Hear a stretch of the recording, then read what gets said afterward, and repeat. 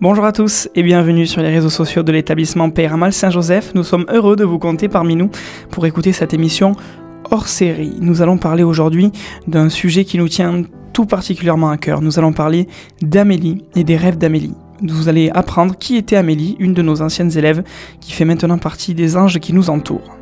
Cette émission sera pour lui rendre hommage et pour cela nous avons plusieurs invités, notamment Evelyne, ancienne maîtresse d'Amélie, Myriam, ancienne présidente de l'appel de l'école immaculée de Soum, là où a été scolarisée Amélie et créatrice du projet Les Foulées d'Amélie, mais aussi Roseline, la maman d'Amélie, celle qui a vécu cette histoire, celle qui est la plus touchée par cette histoire, a accepté de venir porter la mémoire de sa fille. Nous aurons aussi Maria, Héloïse et Charline, les meilleures copines d'Amélie, pour nous raconter tous les moments, toujours gravés en elles, qu'elles ont passé avec Amélie. Vous l'aurez compris, c'est une émission touchante qui nous attend, mais tellement importante à nos yeux. C'est notre moyen à nous de vous raconter l'histoire d'Amélie pour celles et ceux qui ne la connaissaient pas. Et c'est surtout notre moyen à nous de toujours penser à toi. Bonjour, moi c'est Roseline Duhart, la maman d'Amélie Godino-Duhart. Bonjour, je suis Evelyne Kessette, ancienne maîtresse retraitée actuellement. Et j'ai eu la chance d'avoir Amélie et sa maman en classe, oui. Et Myriam Val, ancienne présidente d'appel de Soum. Je vais te redonner le micro, Roseline, et c'est toi qui vas commencer à nous parler. Amélie est née le 11 février 2012. Douce, souriante, farceuse, pleine de vie, elle égaye nos journées. 3 ans après, son petit frère vient montrer sa frimousse, elle est heureuse d'être grande sœur et prend son rôle à cœur. À l'âge de 8 ans, en 2020, la maladie fait intrusion dans sa vie. Notre vie, l'opération a été possible et réalisée très rapidement. D'ailleurs, une phrase qui reste gravée. « Maman, ma première opération. » De la tête. La peur était présente, les jours étaient longs, en soins intensifs. Un seul parent était accepté à son chevet. Le temps à peine de récupérer de la chirurgie que les rayons se sont enchaînés à Toulouse et 1 mois à Paris au centre de protonthérapie d'Orsay. La protonthérapie, ce sont des rayons qui permettent d'irradier avec une grande précision les tumeurs tout en protégeant les organes situés à proximité. Tous ces soins au moment du Covid. Du coup, le masque, désinfection, plus, enfin, que du bonheur. Et la chute des cheveux qui commence. Quel moment douloureux, choquant. Puis, le logement, c'était compliqué. Pour avoir des soins à Paris, on était tombé sur un logement vétuste, insalubre. Heureusement, ça n'a pas duré longtemps. On a pu être hébergé à la maison McDonald de Villejuif. La première maison McDo construite et conçue pour accueillir les familles d'enfants hospitalisés à l'Institut Gustave Roussy. On a été bien pris en charge, on a rencontré d'autres enfants malades. À la fin des rayons, nouvelle opération pour la pose du porte-à-4. Pour les prochains soins de la chimiothérapie. Des allers-retours répétitifs à Toulouse, très marquants. On a l'impression de venir dans un village d'enfants malades. Des bébés jusqu'aux adolescents. Des émotions fortes nous envahissent. On a eu des chauffeurs de taxi, ambulances, trop gentils, toujours aux petits soins pour Amélie. Au bout d'1 an et demi de traitement, elle arrive à la première émission. Et là, on se dit, waouh, un espoir immense d'avoir fini de se battre. Tout ce que tu as traversé, subi, porté, et tout ça avec le sourire et la joie de vivre. L'espoir d'arriver à la guérison. Et non, l'IRM de contrôle et la première rechute est bien là. 9 mois après l'annonce de rémission, c'est reparti pour un combat avec de la chimiothérapie, incluant 2 mois d'isolement en chambre stérile. Une battante avec le temps long, des moments de doute, de tristesse, de joie, de rire. Heureusement, il y avait des éducatrices, des intervenants et des infirmières qui s'occupait très bien d'Amélie et qui s'est d'occuper le temps libre au maximum.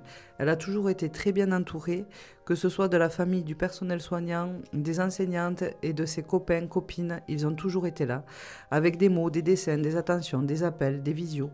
Ça réchauffait le cœur. Elle a eu des moments d'évasion, un week-end à Disney grâce à l'appel, un concert d'Indochine au festival Post-Guitare avec l'association Rêve, sortie en famille au zoo de Beauval avec l'association Petit Prince, la rencontre de Julien Doré avec l'association Arc-en-Ciel.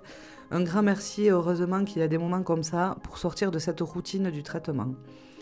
Donc à la fin de ce chimio, 2e rémission. À peine 3 mois, contrôle IRM, la 2e rechute est là.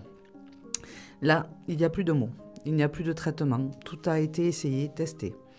Amélie comprend vite qu'il n'y a plus aucun traitement, qu'il n'y a plus qu'une seule issue. C'est affreux.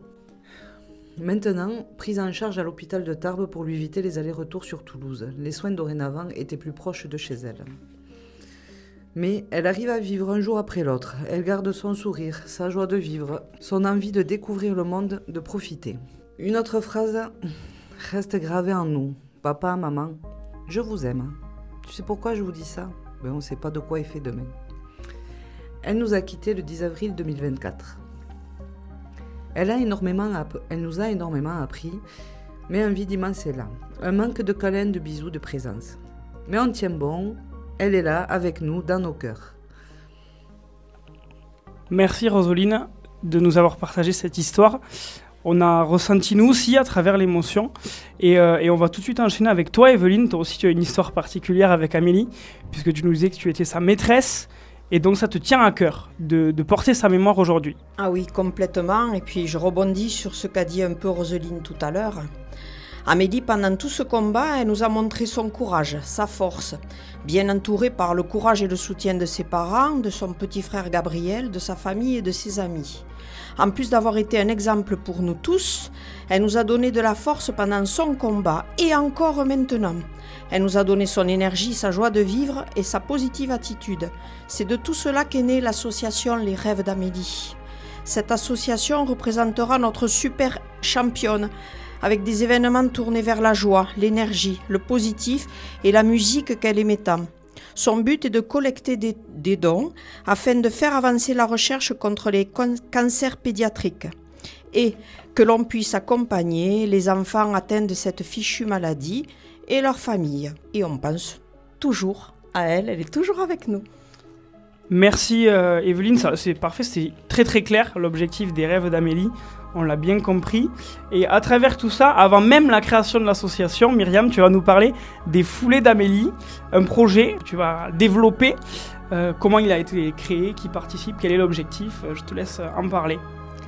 Alors, on a créé les Foulées d'Amélie en mars 2023. En fait, c'était dans le but d'aider et de proposer un moment d'évasion pour la famille d'Amélie et pour tout faire en famille. Alors, c'était avant tout un mouvement de solidarité, faire connaître l'histoire d'Amélie au sein de l'école, parce que tout le monde n'était pas forcément au courant, de montrer que ça n'arrive pas qu'aux autres, et de faire connaître le cancer cérébral chez l'enfant.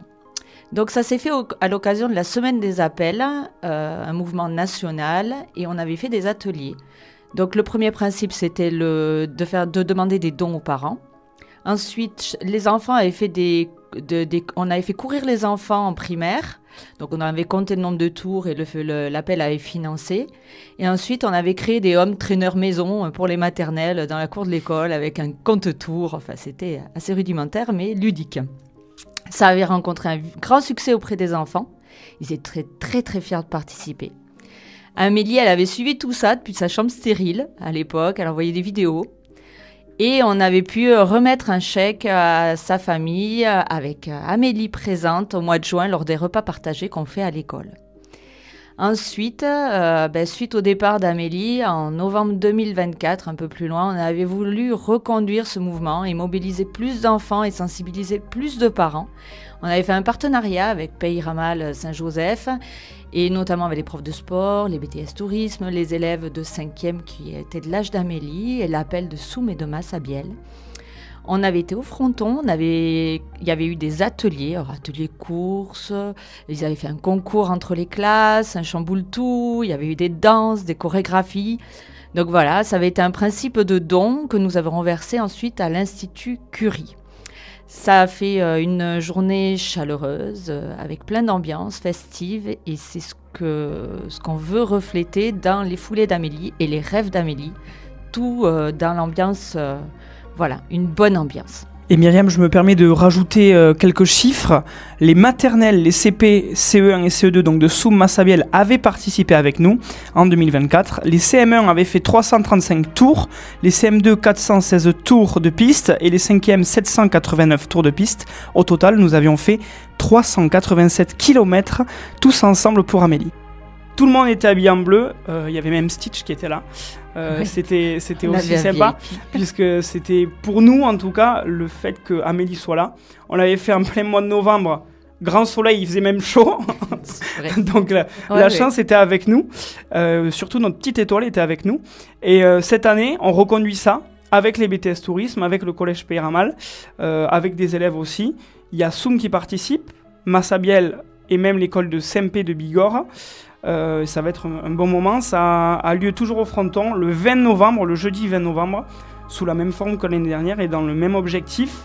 Myriam, tu as autre chose à rajouter de ce côté-là ? Non, on veut juste que les enfants passent un bon moment, qu'ils comprennent la cause pour laquelle ils vont courir et que les parents aussi l'entendent et que voilà, ça se fasse tout dans la bonne humeur. Merci Myriam, je reviens à toi Evelyne. Pour les rêves d'Amélie, tout s'accélère, tout va vite, vous êtes hyper motivés, c'est tant mieux. Est-ce qu'il y a des gens qui vous suivent derrière tout ça ? Ah oui, on est une petite équipe pour le moment, mais tous à fond avec ce projet-là. Et puis, bien sûr qu'au fur et à mesure qu'on en parle, on a du monde qui a envie de participer à toute cette aventure aussi. Donc voilà. Tout le monde peut rejoindre l'association Les Rêves d'Amélie pour vous aider dans les divers projets. Et d'ailleurs, on va parler du premier événement auquel vous allez participer. C'est votre moment pour que les gens puissent venir aussi vous rencontrer cette première fois. Alors, ce sera la soirée Halloween, le 22 octobre, à partir de 18h au Fronton. Donc, nous serons là pour nous faire connaître déjà, et puis ensuite pour vendre des petites choses sucrées qui nous permettront d'avoir quelques premiers fonds, premiers sous pour notre association, pour pouvoir développer ensuite toutes les autres activités qu'on a envie de mettre en place. Donc vous pouvez retrouver l'association Les Rêves d'Amélie déjà à ce moment-là. Est-ce que bientôt il y aura des réseaux, quelque chose où vous allez pouvoir, où on va pouvoir vous retrouver bientôt ? Ça c'est Myriam, ça. Oui, non, on va essayer de se développer, de participer à plein d'activités proposées sur Lourdes et autres, et nous de monter des choses au courant de l'année, mais on tiendra au courant. Il y aura un Facebook, il y aura un Instagram, et puis on vous tiendra au courant, il y aura Bastien. On vous tiendra au courant sur les réseaux du collège et du lycée, évidemment, pour que vous puissiez suivre tout ça, puisque nul doute que vous allez être énormément intéressés, des plus petits aux plus grands, des adultes aux copines d'Amélie. Tout le monde sera intéressé et touché pour participer à tout ça. Et d'ailleurs, on reçoit Héloïse, Charline et Maria qui vont nous parler profondément de qui étaient leurs copines. Et ça va être très intéressant dans ce hors-série consacré aux rêves d'Amélie, consacré à Amélie, consacré aux foulées d'Amélie. Merci d'avoir répondu à mon invitation, puisqu'on est ici dans les studios du collège, donc il faut le préciser, vous êtes toutes les trois rendues disponibles pour nous aujourd'hui, pour nous parler de ça. Maintenant, chers auditeurs, que vous avez compris et entendu l'histoire d'Amélie racontée par sa maman Roseline, que vous connaissez la création du tout nouveau projet de l'association Les Rêves d'Amélie et que vous connaissez aussi le début du projet Les Foulées d'Amélie, un projet qui continue encore aujourd'hui, eh bien je vous propose maintenant de partir à la rencontre de Maria, Charline et Héloïse. Elles vont nous parler d'Amélie. C'était leur meilleure copine, ça l'est toujours, certainement. J'ai quelques questions à vous poser, les filles. Juste avant de vous poser les premières questions qui me sont venues en tête, je voulais tout simplement que vous puissiez vous présenter, les filles. Moi, c'est Charline et je suis l'une des meilleures amies d'Amélie. Moi, je suis Héloïse et je suis tout autant une meilleure amie d'Amélie. Moi, c'est Maria et je suis moi aussi une des meilleures amies d'Amélie. Et ma première question, les filles, c'est très simple. Comment est-ce que vous avez rencontré Amélie ? Nous avons rencontré Amélie à l'école Immaculée de Soum, où nous avons passé notre plus grande scolarité ensemble. Au long de sa maladie, moi, Maria, je suis restée j'ai toujours essayé de rester à côté d'elle dans ces moments de difficulté et on faisait tout notre possible, même à l'école, pour que ce soit plus facile sa maladie et que ce soit pas un poids. En CE2, quand Amélie s'est rasée, en fait, quand elle est arrivée, toute la classe était un peu surpris. Mais nous l'avons acceptée comme elle était et nous lui avons dit des mots réconfortants en disant qu'elle était très jolie et que ça lui allait très bien. Et voilà. La deuxième question, elle est simple aussi. Je voulais savoir, pour vous, c'était qui, sincèrement, Amélie ? Moi, Amélie, je la connais depuis toute petite et tout, et nous sommes très proches. Donc pour moi, c'est ma meilleure amie, et je pense que pour les filles aussi, même si des moments étaient plus durs ou quoi, mais nous avons toujours été ensemble. Je pense que c'est comme ça pour tout le monde. Et vous avez plein de souvenirs avec elle, que ce soit à l'école primaire, au collège, durant sa maladie, certaines avant aussi. Et c'est lequel le meilleur souvenir que vous avez trouvé avec elle ? C'était quand on faisait des goûters au collège. Amélie était arrivée en fauteuil roulant et en fait on s'était amusé à la pousser un peu vite pour la faire rigoler et voilà, c'était un de nos meilleurs souvenirs avec elle. Parce que pour recontextualiser tout ça, au collège, quand les moments étaient un peu plus difficiles, on avait proposé, et surtout Monsieur Reynaud avait proposé à la famille d'Amélie et à Amélie d'organiser sur le temps scolaire des petits goûters. Il y avait souvent des chocolatines et des croissants. Et des petits goûters avec Amélie. En fait, ça faisait que toute sa classe, tous ses copains et toutes ses copines pouvaient passer du moment avec Amélie, les professeurs aussi, puisqu'elle était quand même attachée aussi à ça. Donc c'est vrai que c'était des bons souvenirs. Maria, tu voulais rajouter quelque chose ? En CM2, on faisait quand elle était à l'hôpital ou quand elle se sentait pas bien pour aller à l'école, on faisait des petits quiz des personnes pour revoir si elles se rappelaient de nous et pour recréer un lien pour ceux qui disaient ah oui mais elle est partie donc elle fait plus part de notre classe, mais Madame Anda, notre maîtresse de CM2, elle nous disait ah oui, tous les lundis on va faire un petit quiz pour Amélie. Une fois on a fait ça c'est la trousse de qui, et chaque fois elle disait les bons prénoms. C'était impressionnant et on croyait vraiment pas que elle avait vraiment fait, mais Aussi, moi j'ai quelque chose à dire, c'était par rapport au robot qu'on a eu en 6e. Quand on a commencé à faire, c'était assez rigolo parce qu'en gros on était en SVT. Et Amélie commence à bouger avec le robot, donc toute la classe a été surpris, ça a été très rigolo. Et après, notre prof d'histoire est arrivé, donc là tout le monde a commencé à dire bonjour à notre prof d'histoire et Amélie après nous a dit au revoir et on a dit au revoir. Et c'était donc, oui, c'est vrai que je me rappelle, un robot sur lequel Amélie était connectée depuis la maison avec un ordinateur et elle pouvait suivre les cours comme si elle était avec vous. Et maintenant, ma question, c'est est-ce que vous avez une anecdote que vous souhaitez nous raconter ? Quand on était, je crois, en CM1, et on faisait du foot, et c'était le sport que faisait Amélie. Oui.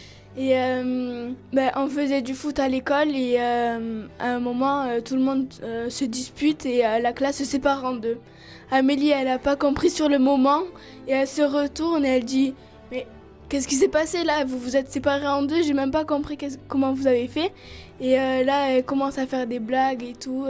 Elle commence à nous dire non mais c'est que du foot, c'est un sport que on peut faire ensemble et ça sert à rien de se diviser. Et là, tout le monde a réfléchi, a dit ah oui, en vrai c'est vrai. Et, elle a raison.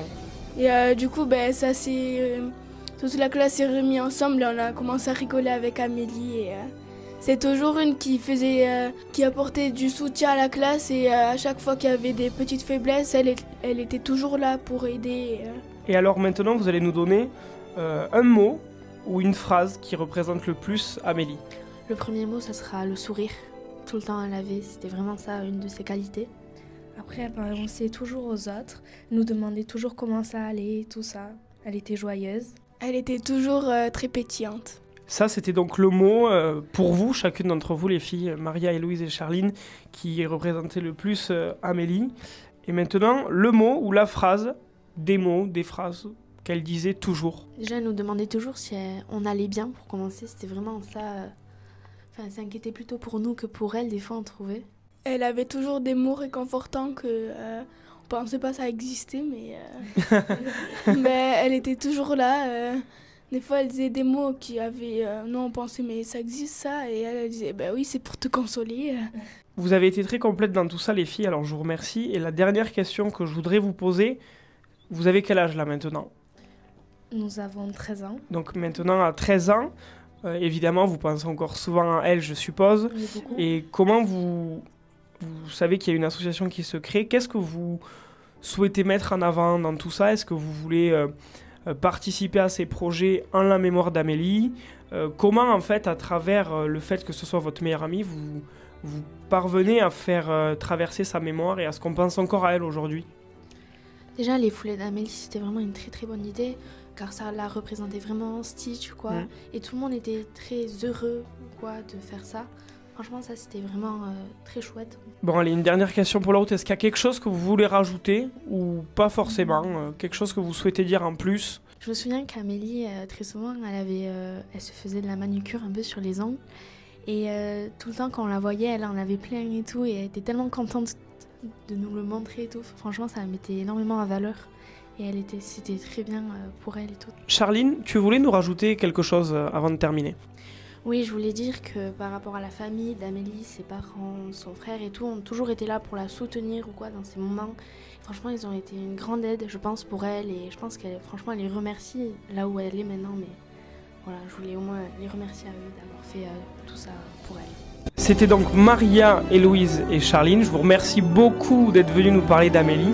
On sait que c'est pas forcément facile, mais c'était tellement important pour nous. Et quand vous réécouterez ça dans plusieurs années, vous serez fiers de l'avoir fait. Alors merci à vous. Chers auditeurs, c'est ainsi que se termine cette émission hors série consacrée au rêve d'Amélie, cette nouvelle association qui se crée. Nous remercions tout particulièrement Evelyne et Myriam d'être venues nous parler de la nouvelle création de l'association, du projet des Foulées d'Amélie qui continue. Un remerciement tout particulier à Roseline, la maman d'Amélie, qui a accepté de nous parler de son histoire, de l'histoire de sa famille et surtout de l'histoire de sa fille. Tout ça bien sûr pour sa mémoire. Merci aussi à Maria, Héloïse et Charline d'être venues nous parler si bien d'Amélie. Ça nous a rappelé de bons souvenirs, des souvenirs que elles comme nous n'oublieront jamais. Chers auditeurs, merci et on vous invite vivement à partager cette émission autour de vous. Cette émission Amélie, elle était pour toi.